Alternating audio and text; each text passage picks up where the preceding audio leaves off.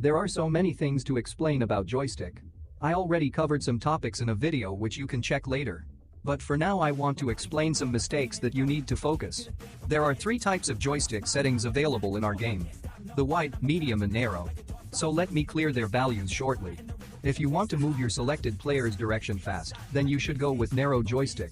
And if you want accurate direction movement but with a little slower speed, then you can go with wide.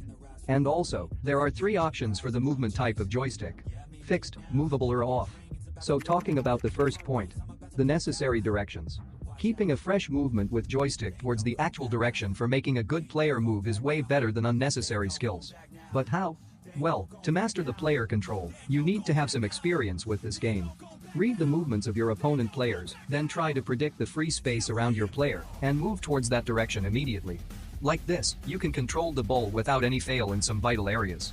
Remember to read every nearby players. Sometimes you have to dribble against 2 or 3 players together, so keep the joystick movement stable with the player to control the ball without any fail.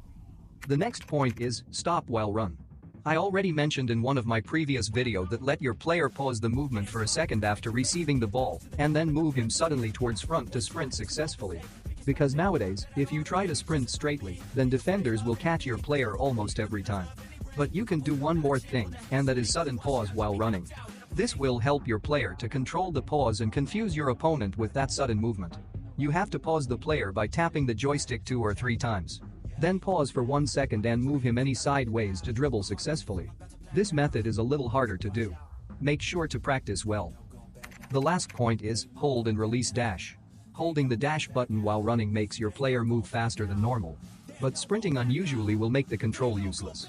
Just understand the position of your opponent defenders and make sure to keep a minimum distance within that defender and your player to react the necessary movement. Try to release the dash button before the ball is out of control and before the time of opponent's movement at same time. With this, you can avoid the unnecessary miscontrol. So these are the 3 important things to remember. If you want to learn more about joystick controller dash button usage, you can check these videos.